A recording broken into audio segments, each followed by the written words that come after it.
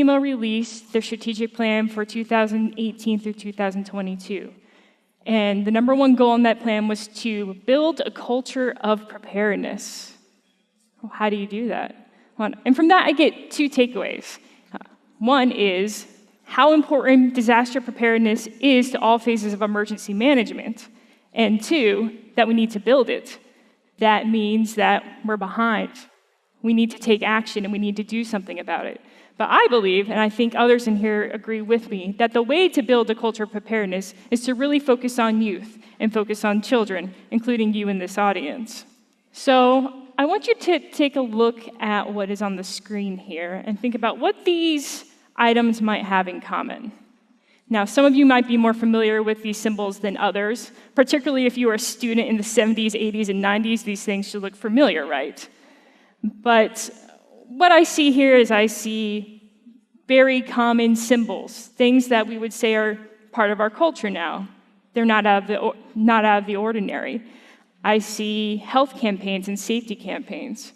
But really what it comes down to are these are three examples of successful public health campaigns that successfully targeted and then mobilized youth, harnessing the power of youth to make cultural change.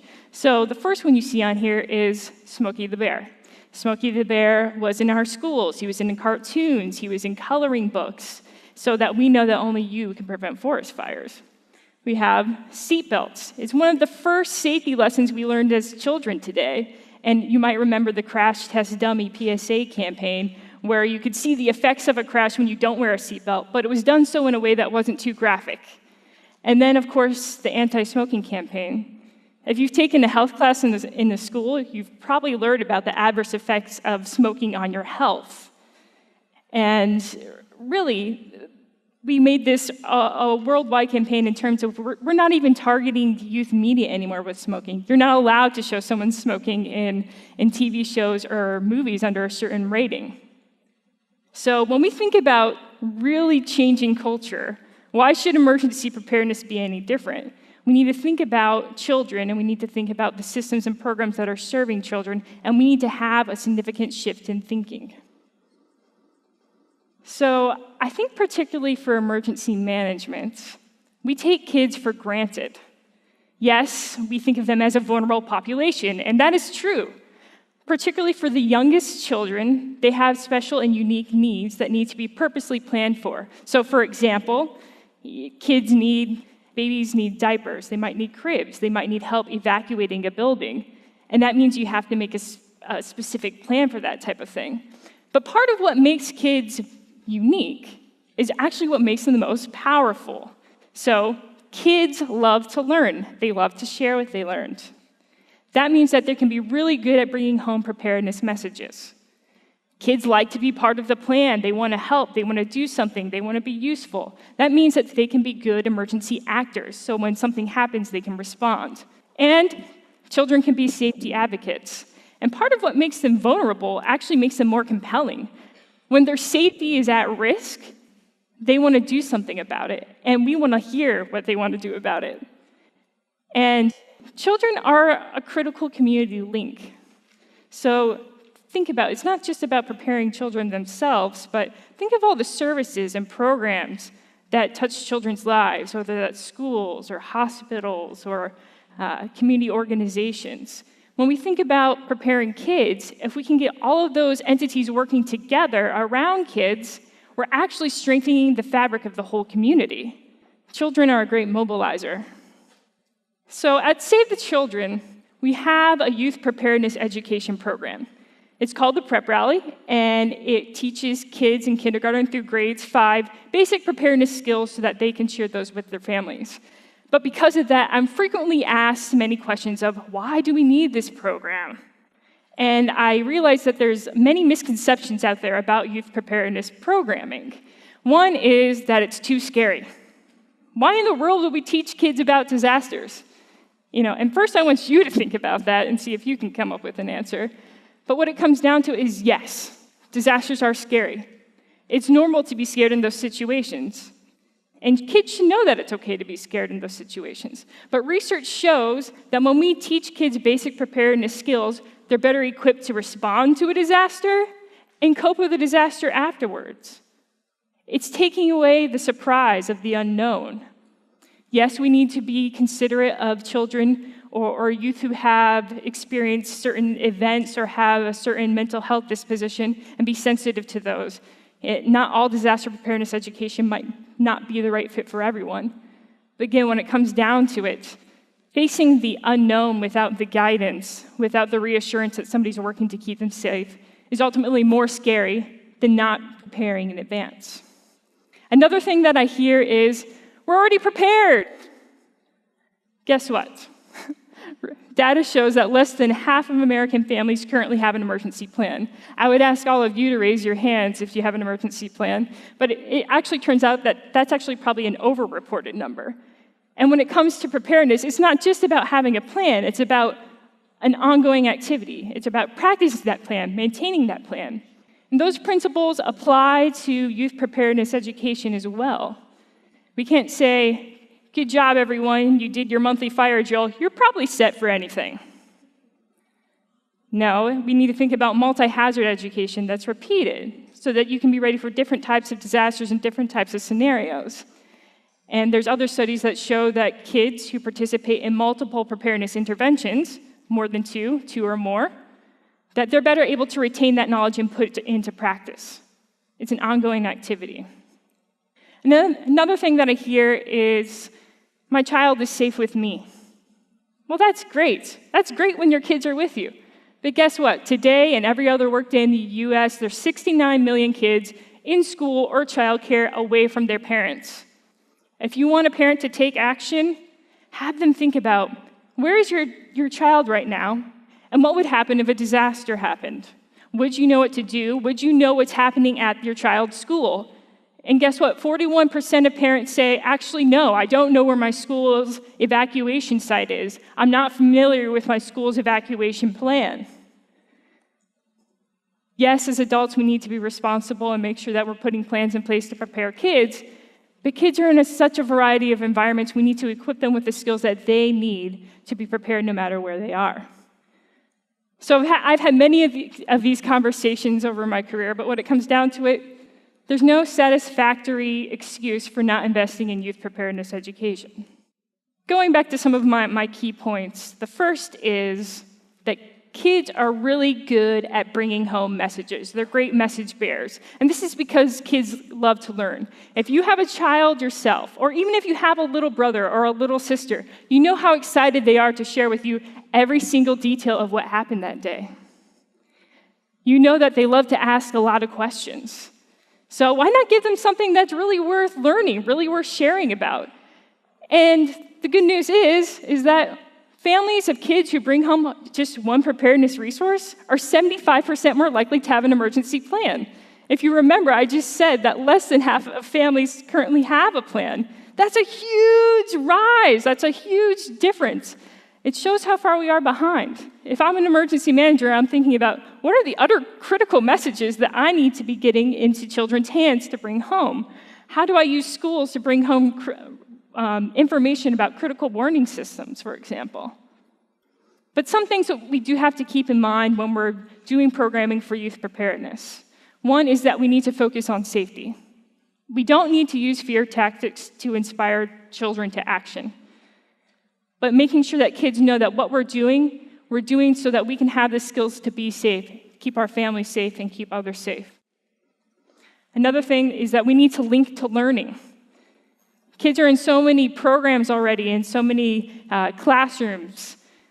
If we can connect preparedness into what they're already learning, the more likely it is to be integrated into an ongoing curriculum and be a sustainable program.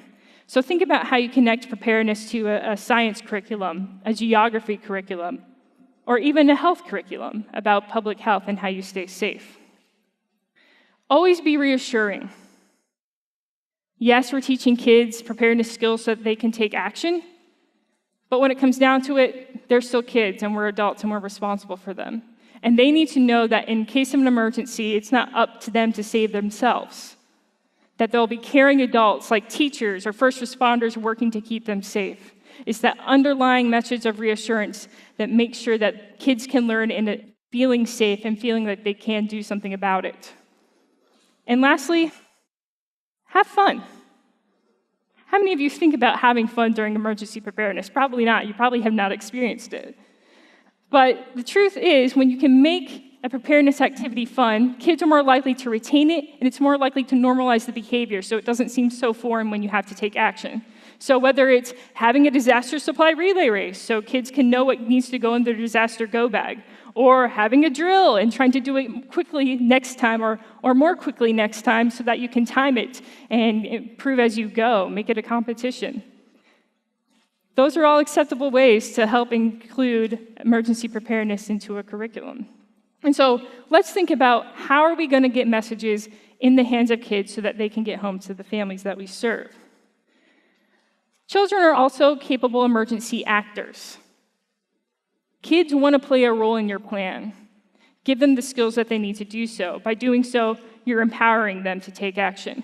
And what we have here is the levels of safety awareness from our friends at Safe and Sound School. And what you can see here is that from very early ages, kids can take simple steps to play a role in response. So even from pre-K to kindergarten, kids know the difference between evacuation and shelter in place, and they can follow instruction to do those safety actions.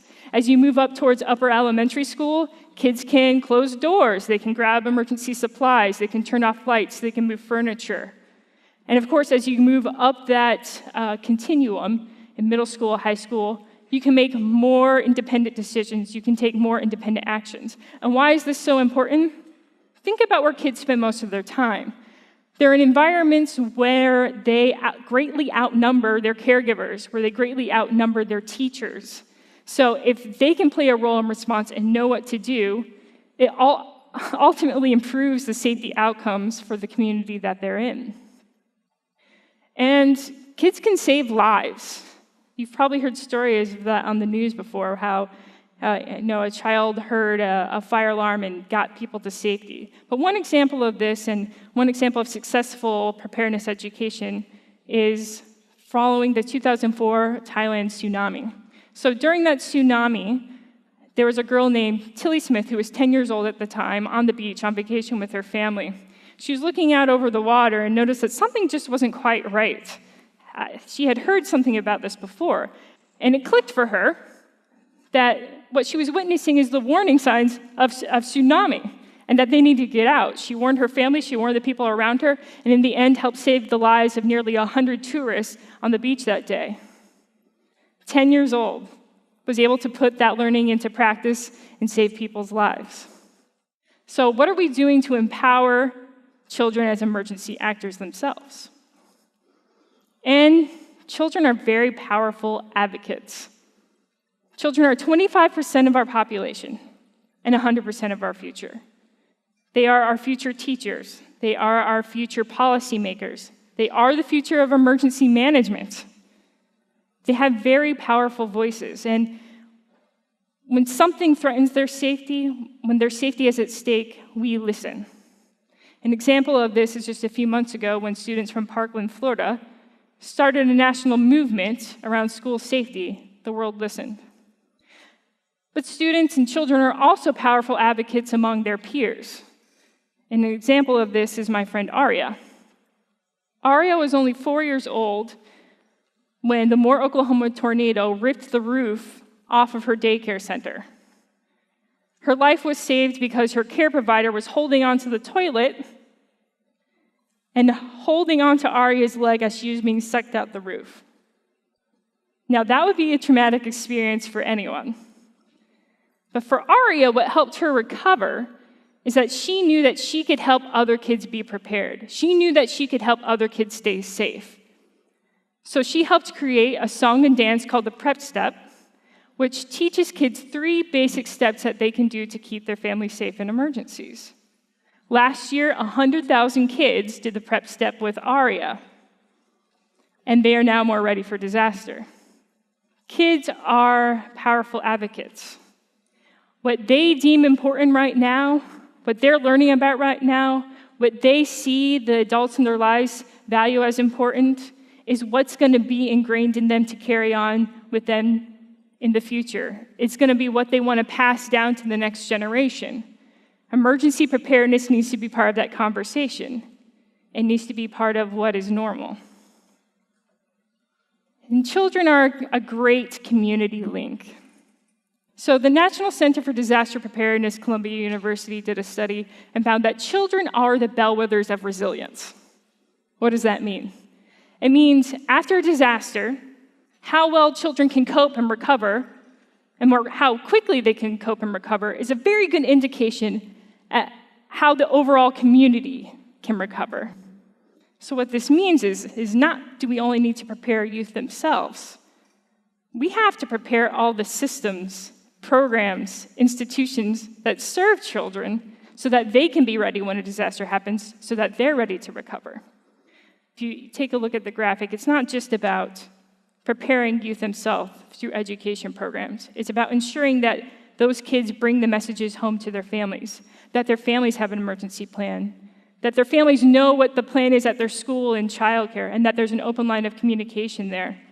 That schools and childcare have strong emergency plans themselves, and that they're a part of the community emergency plan, making sure that they're sitting on local emergency planning committees so that children have a voice. And then working collectively to ensure that at state and national levels, that policies are in place and regulations are in place to ensure that children can be safe before, during, and after disasters. It's a layered approach. It starts with children and it ends with children. They're the great connector. A very practical example of this is a project called Resilient Children, Resilient Communities, which Save the Children does in partnership with the National Center for Disaster Preparedness, Columbia University. And within this project, we run two pilot communities, community resilience coalitions that bring together multiple stakeholders from the community. So this is representatives from health, hospitals, schools, childcare, juvenile justice, emergency management. They come together in the room and they talk about where are the gaps in protecting children in emergencies, and they create action plans to help address those gaps. And why it works is because it's community-led. It's community-driven. They know their strengths, they know their weaknesses, and they can plan to that. And that's why that program is sustainable.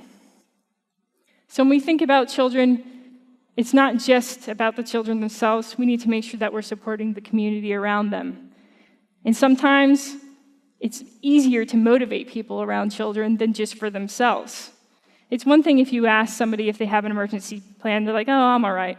But again, when you make it about their children or make it about protecting their future, they're more likely to take action. So what can emergency managers do? They need to make a change, for sure. For one is they need to invest in youth.